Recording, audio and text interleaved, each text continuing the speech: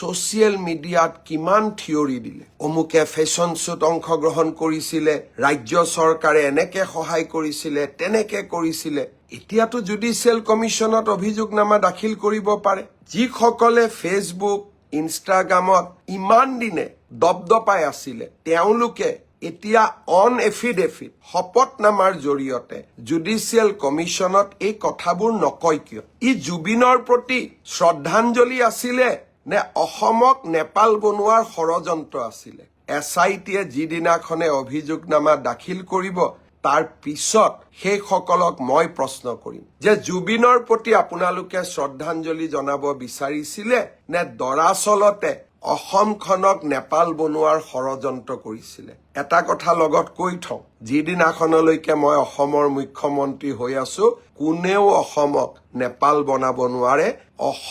অসম হৈয়ে থাকিব নতুন খবৰবিলাকৰ মাজত জুবিনৰ ন্যায়ৰ ইছ্যুটো আমি কেতিয়াও পাহৰি যাব নোৱাৰো এছআইটিয়ে সুন্দৰভাৱে কাম কৰি আছে আৰু এছআইটিয়ে ডিচেম্বৰ মাহৰ 10 তাৰিখৰ আগতে গুৱাহাটীৰ আদালতত চাৰ্জশ্বিট দাখিল কৰিব আৰু যেনেকে আমি ফাৰ্ষ্ট ইনফৰমেশ্যন ৰিপৰ্ট বা এফআইআৰত এটা হত্যাৰ ধাৰা সন্নিৱিষ্ট কৰা হৈছিলে তেনেকৈয়ে মই বিশ্বাস কৰো এছআইটিয়ে চূড়ান্ত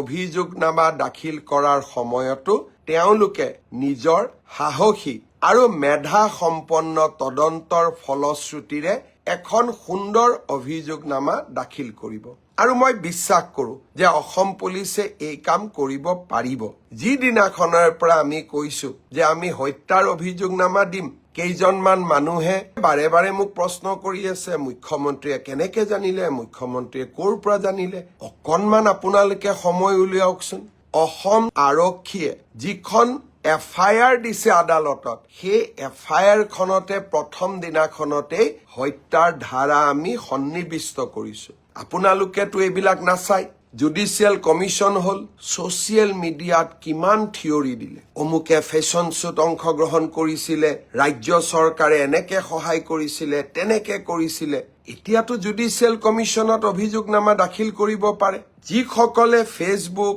ইনষ্টাগ্ৰামত ইমান দিনে দবদপাই আছিলে তেওঁলোকে এতিয়া অন এফিডেভিট শপতনামাৰ জৰিয়তে জুডিচিয়েল কমিশনত এই কথাবোৰ নকয় কিয় ই জুবিনৰ প্ৰতি শ্ৰদ্ধাঞ্জলি আছিলে নে অসমক নেপাল বনোৱাৰ ষড়যন্ত্ৰ আছিলে এছআইটিয়ে যিদিনাখনে অভিযোগনামা দাখিল কৰিব তাৰ পিছত সেইসকলক মই প্ৰশ্ন কৰিম যে জুবিনৰ প্ৰতি আপোনালোকে শ্ৰদ্ধাঞ্জলি জনাব বিচাৰিছিলে নে দৰাচলতে অসমখনক নেপাল বনোৱাৰ ষড়যন্ত্ৰ কৰিছিলে এটা কথা লগত কৈ থওঁ যিদিনাখনলৈকে মই অসমৰ মুখ্যমন্ত্ৰী হৈ আছো কোনেও অসমক নেপাল বনাব নোৱাৰে